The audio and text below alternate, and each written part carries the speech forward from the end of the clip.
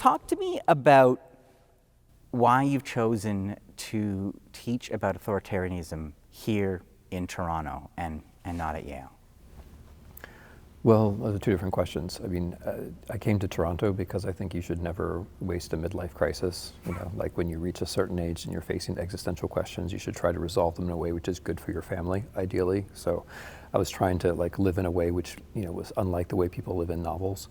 So I came to Toronto because I was ready for a change. I came to Toronto because it was a certain stage in life for my family. I came to Toronto because I was excited by the city itself. I came to Toronto because I've always wanted to teach in what we would think of in the US as a big state school, a public university, a place where I could reach lots of students. I didn't come here to teach authoritarianism. I think it's important to teach authoritarianism, though, because we are now in the situation, which I didn't expect, honestly, where it's a lot easier to do certain kinds of public things, and probably, unfortunately, it'll be a lot easier to teach certain subjects here than in the US. So, like in the US, classes are literally, to use a word which is overused, but classes are literally being canceled because they are about race or because they're about gender or they're about the wrong kind of history. So you think you would face restrictions with this subject matter at Yale? Not me, and not at Yale, no. I would get away with whatever I wanted to at Yale indefinitely, I think.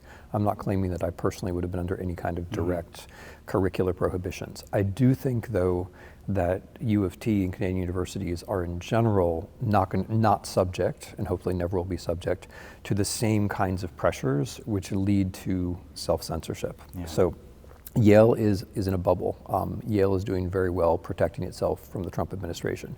But in general, especially state schools around the country are looking very carefully to make sure that they're not teaching things which could be judged as being, to use our terminology, DEI or CRT or woke or whatever it might be. And this is not a joke, this is very serious, because with those terms, you can reach all the way into the humanities and basically make history and the humanities impossible to teach. Your colleagues, are you hearing about the actual manifestations of that chill, of courses being canceled, of people changing their curriculum? Oh, absolutely. I mean, whole departments have been renamed and consolidated. Whole courses have been renamed, or people have been instructed by their chairs or their deans not to teach them. Colleagues react to this in different ways. Sometimes they teach the same class under a different name. Sometimes they teach the same material in a different way. Sometimes they decide to teach things that they wouldn't have taught otherwise, right? Colleagues react creatively to this, and it is a kind of jumbling of mostly anticipatory obedience and then professors deciding how they're going to deal with the schools, because the schools are generally more conservative than professors. I mean, conservative in the sense of self-protective. And then the colleagues think, okay, how do I react to this situation? But to go back to your earlier question, I think it's very important to teach authoritarianism now. I'm teaching this class at U of T called Hitler, Stalin, and the Present, I think they made me call it. And there is a solid reason for that. I drew up that class, or a version of it, way back when Trump won the first time, because I think the paradoxical result of being in a crunch all the time is that people forget the historical references that they need. So when you're under the pressure of authoritarianism, it's coming at you in this sort of 21st century postmodern way with you're overwhelmed, and the overwhelming character of it is part of the process, because there's nothing in the everyday you can actually get hold of that can help you. Whereas if you have a sense of what happened in the 20th century, especially from the point of view of people who chronicle it patiently, created conceptual categories, found ways to resist, that's actually helpful, right? So that's the reason why I would be teaching this class wherever I was, but that's the reason why I'm teaching in Toronto. With what we're seeing right now happening, just in the headlines, the people being pulled off the street, people being shipped off to Venezuela, et cetera, do you think there's a hunger for this subject matter right now? Are you seeing more interest from students in terms of trying to understand what's happening and looking for parallels, for signposts from other times? That's a great question. I mean, on the one hand, obviously, yes. The little political pamphlet I wrote called On Tyranny has been the #1 bestseller in the New York Times for several weeks running. And that's because, and that book is based entirely on the premise that you can draw precedents from the 20th century. So clearly there is a hunger for this. On the other hand, in the United States at least, we face the tremendous problem that we are both provincial and exceptionalist, and so we tend to think, well, whatever's happening to us has never happened to anyone else before ever, and also whatever's happening to us is so incredibly interesting that we must sit and discuss it among ourselves indefinitely, as opposed to thinking, okay, other people in the present are facing tougher situations, and other people in the past have faced tougher situations, and from these patterns we could learn something. So yeah, there is an interest in history, but it's not serious enough, which is exactly why one has to be pedagogical about it, right? One has to make it possible for people to say, because it's natural, right? That's the way Americans are, and not only Americans. It's natural that people are going to feel overwhelmed. It's natural when they're going to feel like, okay, this is something new because it is for them.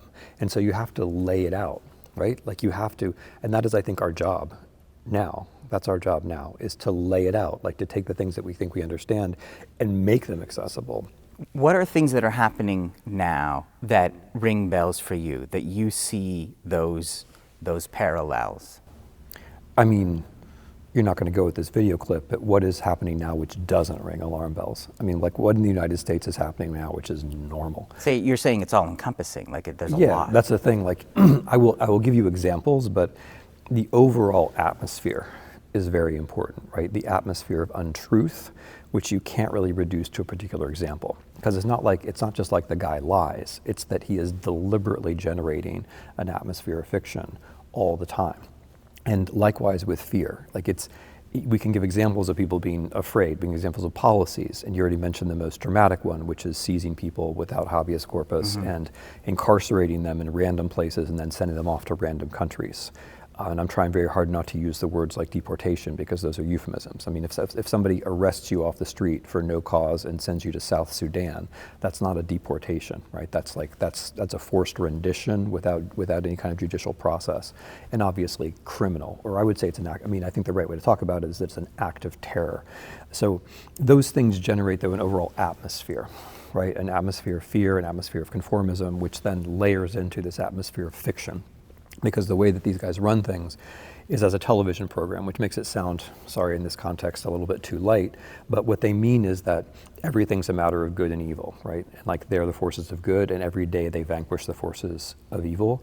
And the particular bell that rings is fascism, of course, because what fascism is about constructing a reality by way of spectacle, by way of whatever technology of presentation is present, which back then was radio, and which today is the internet and television, but scripting, creating, having the scenography, the dramaturgy of a struggle of good and evil, right and wrong, us and them, and pushing normal politics and policy aside, and just doing that.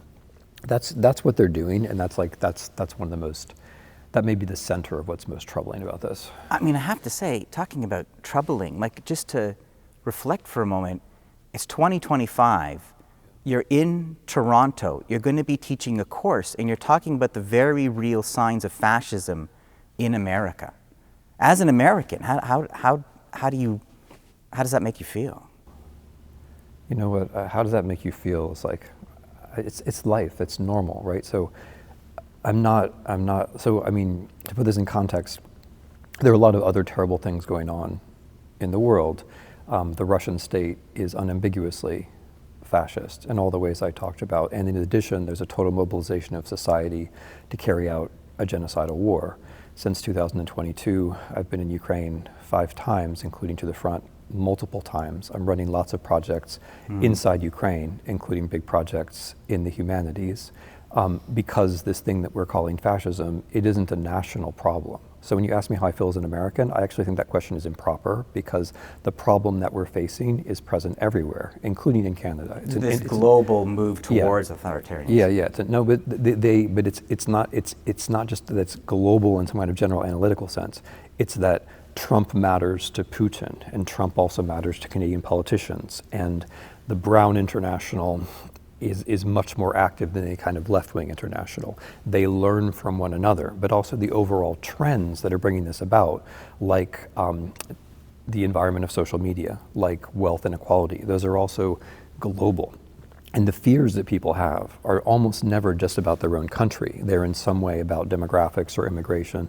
They're about global things, right? So I don't feel any way at all about it as an American. As a human being, I see this as a way of doing politics, which is rising for reasons which I think, at least to some extent, I can understand, and which can be stopped at the level of the nation, but can also be stopped at the level of international cooperation. So like one question which I think is very important is how people learn to cooperate across nations about this. If you look at the anti-fascist resistance of the 20s and 30s, it was definitely not people sitting in Italy or Germany or Romania or Spain or Portugal and saying, oh, there's this thing which is happening only in my country, right? Yeah. There was an awful lot of immigration, and there was an awful lot of journalism and cross-communication, and people going to other people's countries and literally fighting in other people's countries, as in Spain, right? And that's something which I think is very much worth remembering, because you asked me how I feel as an American. Of course, as an American, I feel disgusted, and I feel like I have to do things, and I'm doing what I can. But that's not the main thing that's going on. The main thing which is going on is actually global, and it's really, really important not to be in Canada and say, okay, like, we just had a nice election, and now we're going to look down on the Americans because, of course, like, we've got everything sorted out and our healthcare is great. You know, that is just exactly the wrong position to take, because that position of provincialism and exceptionalism is an invitation for things to go wrong here. But I wonder if Canada will become, like, there's an importance now in having these centers where the conversation can continue, where you can spread awareness outside of America. So you now have these hubs, like you say, this kind of global network, right? Yeah. Where trying to continue to raise that alarm and bring awareness. And so I wonder if the importance of institutions like this and others is going to increase now. Totally. I agree 100%, and that's exactly the right way to look at it, to say, okay, we have this, for example, wonderful university system in Canada. We have this incredible university in Toronto. Actually, there are several great universities in Toronto, but we have a platform, and you have to lean forward, right? You have to think, okay, how do we become exceptional in this particular moment, right? How do we become like what New York was after the Second World War, or how do we become what Paris was in the interwar period for a while, or how do we become what Prague was, in the late 1930s before Czechoslovakia was swallowed up? How do we become a place which attracts the good people, which means the talented people, but also the people who have something to offer? And then how do we recognize, as you say, that this is international? Yeah. Right. So, in my ideal version of this, you would have Americans and Brazilians and Filipinos and others who are coming to Toronto for shorter or longer periods and are interacting with Canadians, but also with local democracy activists, right? People in Ontario and in Toronto who are already doing this work. Are there ways universities can smooth that path, make that easier? It's a little mundane, but I wonder if there are hurdles standing in the way right now, that kind of like interborder cooperation or even emigration. I've lived in this country for about 5 minutes, but my sense would be that if you're Toronto, the thing that you would want to do has to do with the level of the province or the country, which is that you would want to create a situation where folks could come and live without insuperable difficulties, for example, in buying real estate. Like you would want to have visas which involve some recognition of a political or some kind of exceptional situation, which isn't exactly asylum necessarily, but something, that's what you would want to have. You want to have a category which says, okay, we can take that person from Sudan or Rwanda or from the United States because there's some interesting combination of political and intellectual things going on here, rather than saying, okay, it's going to be work permit and then it's going to be permanent residence, and by the way, you can't buy a house in Toronto, because there's a 35% tax, right? Yeah. Like, not that this stuff is so horrible, but just to answer your question positively, if you were serious about making Toronto or any city in Canada, right, a place for an international hub for this, you would want to have some kind of track where that person who's in Missouri or wherever can say, aha, okay, I see how I can make this work. I ask you about kind of signs and parallels of how, where we see what's happening right now and how there's signs from previous times, like what was happening in Germany. And you kind of say it's all over. And it brings up to me something I've been wondering. The first Trump term, there were protests, there were massive rallies. Given what's happening right now and how dramatic, and some may say even disturbing it is, why is it so quiet? Why isn't there more of kind of a public outcry or pushback. Okay, I'm going to question the premise a little bit, and then I'm Sure. going to answer the question. There has actually been a lot of protests. The protests in April probably involved something like 10 million people. They may have been the largest protests in the modern history of the United States, along with Black Lives Matter. So it's not that no one is doing anything, but I take the point that more people ought to be doing more. And I will give a few factors. One of them is just a kind of cycle of emotional exhaustion, which involves those people who did consistently work against Trump and voted against Trump. So who voted against Trump in the 2024 elections? Not people of my demographic, right? People of my generation, people who are white, people who are male, voted overwhelmingly for Trump. But there were people who voted against Trump consistently, like African American women. And it's not, maybe not ideal or laudable, but it's understandable that those folks could then say, okay, we've been trying to do this for you, the rest of you, for quite a while, and now we may just have to take a little pause and let you guys think about this. I'm not saying that's great. I am saying that that's part of the picture, that some of the people precisely who are working the hardest and saw the country most clearly, or that naturally in late 2024 were tired, exhausted, disillusioned, troubled in a way that maybe some of the rest of us weren't. The second thing which is going on is like the deep level of disinformation in the United States, which again, if you're Canadian, you really want to keep your public broadcasting system. You really want to subsidize local news. Yeah. Sorry, that wasn't meant to be special pleading for you. No, but, that's fine. but no, if you have public broadcasting, you need to keep it. You need to subsidize local news, and you have to get the social media platforms under control, because what happens is that they generate these hives where you just can't get to people, right? So there are just a lot of people in the United States at this point where no matter what Trump does to them, he can kill them, and he will. He can make them sick.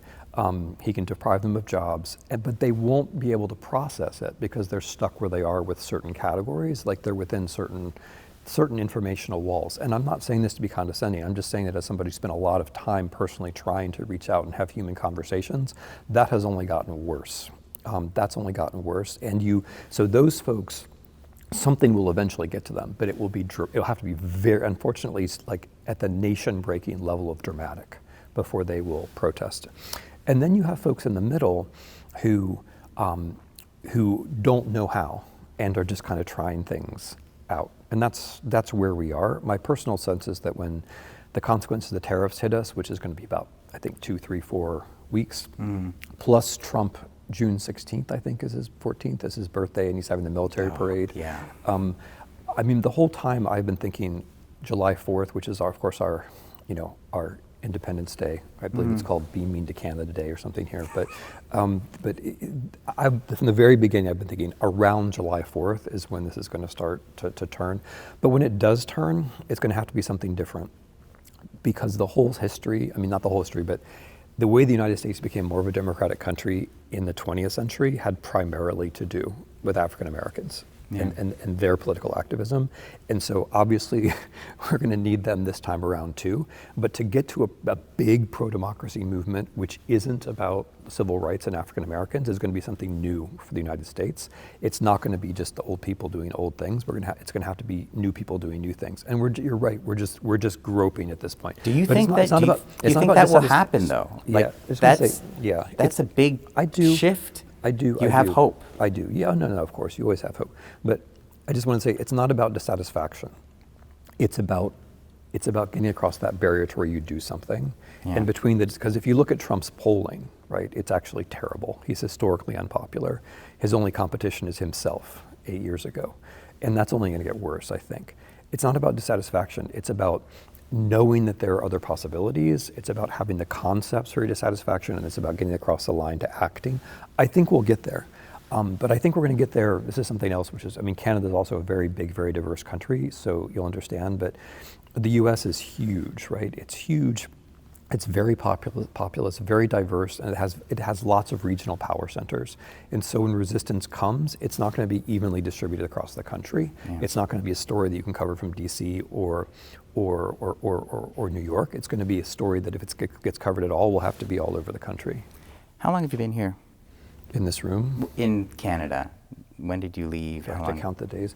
I left in August of 2024. I spent a lot of the time since then in Ukraine and in Europe doing various things, and I spent a fair amount of time, especially in the fall right before the U.S. elections for obvious reasons, in the U.S. trying to do the right thing. But the family has been here and the kids have been going to school since late August. I just wonder for you personally, if you've noticed, like, how it just feels for you, like, just waking up, the news is a little different, the conversations on the street are a little different, and like being taken out of the more kind of polarized day-to-day of America and now cosmopolitan Toronto, where we're not that far removed from what's happening. But I just wonder, as a person, how, you know, if you noticed how it feels. If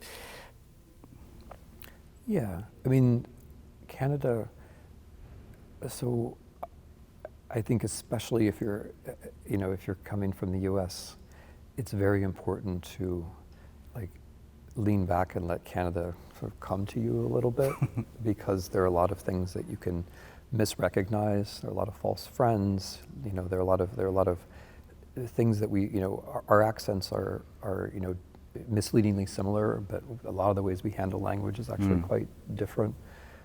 And it's like so one of the reasons I actually wanted to move here is that Toronto is in kind of my big universe of Great Lakes cities. So I'm from the American Midwest, and so growing up, like, the big cities that I was exposed to as a kid were Chicago, Detroit, Toronto, Cleveland, Cincinnati. That was kind of my universe of what a big city was like. And one has to say that in that time, since I was a kid, one of those cities has done much better than all the others, and that's Toronto, right? When I first visited Toronto in the mid-1970s, as a child, it was not the cosmopolitan. It wasn't even the major city of, it wasn't even the major city of, Montreal was the major city of Canada then. And even as a kid, I knew that, right? But Toronto now is it's arguably the best city in North America. It's certainly the most cosmopolitan, and you guys do this, multicultural is one of those words that means a different thing in Canada than in the US, but and I know there are lots of frictions, but you've done the building of a cosmopolitan city in a way that no American city has replaced. And that is different, right? Like in terms of the feel of the place, that is different. And most Americans will notice that, right? That there isn't the same obvious, people use the word polarization a lot, but there's only one polarization that really matters in the US, and that's African Americans and people who are white or who want to be white. You don't feel that in Canada. There are other things, of course, but like that's not present. Instead, you see a kind of pretty successful mixture, at least in Toronto. That's nice. And then the friction is lower for sure. I mean, when I've been back at Yale this year, the things that the colleagues have to talk about, it's boring, but it's true, is like adjusting to the government. This grad student isn't coming, we're not going to get this funding, we have to write this application a different way, like all of these like micro problems which add up to a macro difference. Whereas colleagues here have the same, syndromes that colleagues everywhere have, right? All academics are a little bit weird, but they're not talking about that stuff. They're talking about normal stuff, and that is really refreshing. And then, there's something which is clear. So going back to Trump, I talk about Trump in the U.S. all the time, but when I'm in the U.S. talking about Trump, I have to deal with, sunk cost fallacies and American exceptionalism, and is this really a threat to democracy? And what do you say to the people who say this? Whereas in Canada, I realize there's a broad political spectrum here too, but in Canada, most people can cut to the chase pretty quickly about Trump, and that is refreshing, right? Like, one doesn't have to waste a lot of time with the sort of prefatory huffing and puffing, and one kind of cut right to the chase of what are the best analytic categories and what's going to happen next and what is this a threat to. It goes back to something I said before, which is like from Canada, it's actually in a way easier to understand Trump or talk about Trump, because sure, he's a problem for Americans, but he's a problem internationally. And Canada is exhibit A of that, but it's exhibit A of A to Z. I wonder, are you hearing from friends now that are looking to follow in your footsteps, kind of checking in with you, saying, hey, you got any other slots in the department? It's funny. Like as I said, I've been in the US a lot this year, and I was giving a big lecture at the New York Public Library, and it was very old fashioned. They collected index cards with questions and they handed them to me. And like some of them were like, well, how can you abandon us for Canada? Which is, completely understandable, and I try to handle that. And then the other set was like, can we like come to Canada? And I would say there's like, in private at least, can we come to Canada is definitely a theme. Yeah, and it's not just anecdotal. I mean, Nature, the leading science journal, Nature, did a survey of U.S. scientists, and 75% said they could go. They would go if they could, if they found a way. So I think of the emptying out of just like intellectual property and science and research that must be happening right now is remarkable. Yeah, I mean, it is a bit like, I mean, it's not the same in every way, but it is strikingly like Germany in the early 30s, where like Germany, and this, I mean, you ask how I feel as an American. This is one thing I do feel as an American. The 20th century should have been Germany's century, and they did the one thing to make that impossible. The 21st century could be the American century, but we are in the middle of doing the one thing that will make that impossible. And very central to that one thing is precisely this, I mean, I see it as a broader policy of de-enlightenment, where we're directly attacking science. It's not just the grad student here or the lab there, or the defunding of this university. It's the overall paradigm, the overall pre-enlightenment paradigm or anti-enlightenment paradigm, which says we don't actually want to know. We don't want to know about the weather. We don't want to know about, whether the earth is round or not. And that, so you're trying to raise children who can't have any social mobility because they're not meant to understand how the world works. And you're trying to have a population which is back in this kind of charismatic framework of politics because they can't analyze policy against the real world. We're going through tornado season now, and there's serious questions about like a warning and awareness and just getting the message out. And we're seeing the implications. Yeah, no, that's happening. People are going to, I mean, that's one way among many others that this is going to kill people. It is already killing people. It's going to mean our lifespans are going to go down. We're going to suffer. We're going to get sick. We're going to die because of the weather, because of diseases, right? Like we're now hemming and hawing about vaccinations. We're now defunding things. We're now defunding research, which was going to lead to cures to things. And so it has all kinds of implications. I mean, if you're Canada, or you're New Zealand, or you're France, or whatever, you should be competing for these people. But I mean, as an American, again, like that doesn't make me particularly happy, right? And just and also the transition costs. Like the U.S. has been the world center of research for a lot of things for a lot of decades. And if we pull the rug out from under ourselves, it's not as though it's all going to magically reappear. There's going to be a gap on a world scale of 5 or 10 years before this all gets settled. Did that other question that you say you get asked often, with respect, did that at all occur to you in terms of why are you leaving us? Like, why are you abandoning us?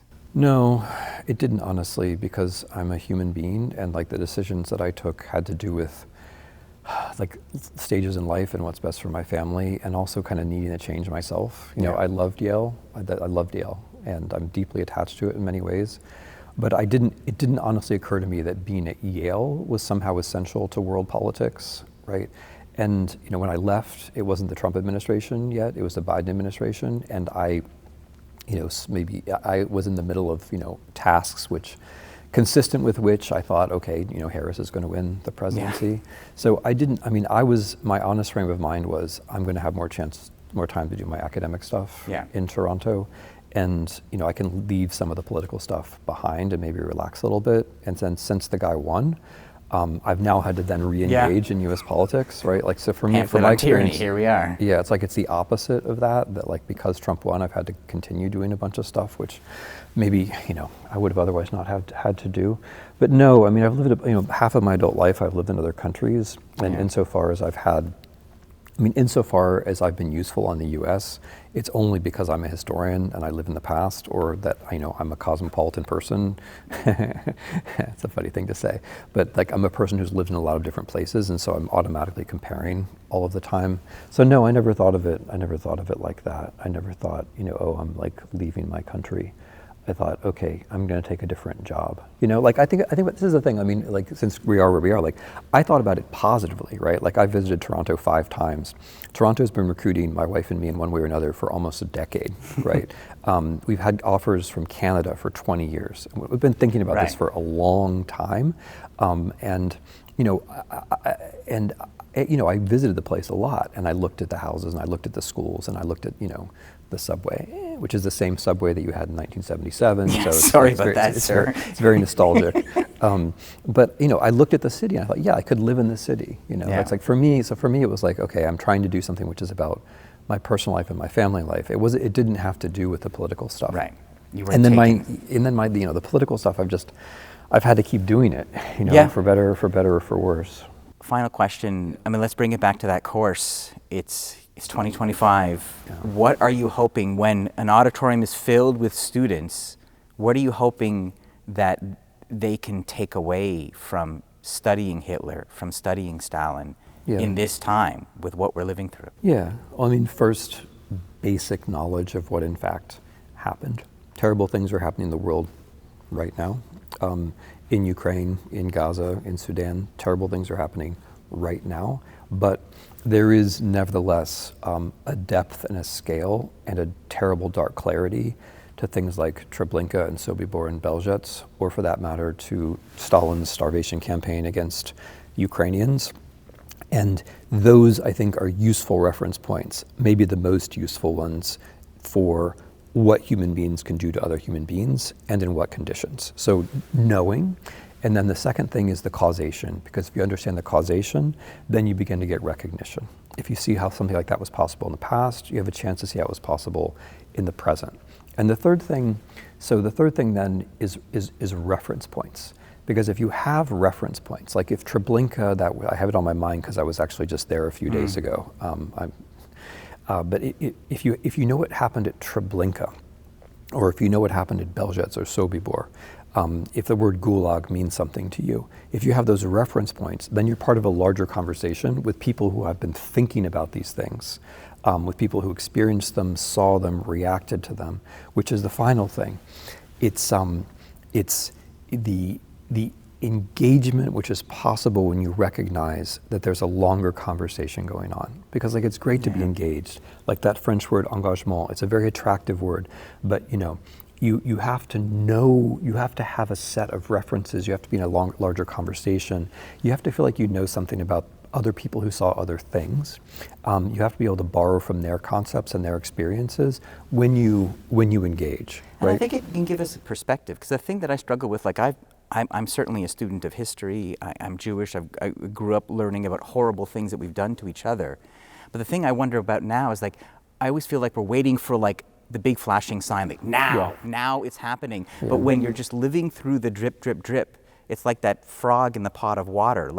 You don't know, because every day you're adjusting, every day you're reading and putting things in context. So it just feels like it's just a line of bad but never worse. So you never know when you arrive at that, this is when it all changed. Yeah. Okay, 2 points. First, in defense of frogs, unlike us, they do in fact jump out of the hot water. Okay, good to know. Thank you, sir. Yes, okay. And then the second point is, you're exactly right, and that's a better answer than I gave. The only advantage we have over those Jews in Germany in the 1930s is that we know their history. That's it. We're not smarter, we're not better educated. In no way do we have an advantage over them. The only advantage is that we know their history. That's it. And so, but that requires us to actually know their history. It's not enough to say, I know something happened in the 1930s. You have to get granular. You have to know something about the perpetrators. You have to know something about the victims. You have to know something about the institutions. And as you say, about the stages, you have to actually know that history. It's not enough to just know that it was out there. You have to know it. Mm-hmm. And so that's a great answer to the question you asked. In my view, the one thing that can really help us with the pattern recognition in the present is the past. And the past is there. It's there, but you have to learn it. You have to bear down. Now I'm going to talk to my students. You got to bear down. You got to follow the syllabus. No, seriously, you have to bear down, learn the chronology, make friends with some of the witnesses, read seriously testimony, analytical material. You have to do that, or else the past becomes just a rhetorical device. Or worse, because what very often happens, I'm staying with your example, which is the Holocaust, what very often happens is that the logic works in reverse.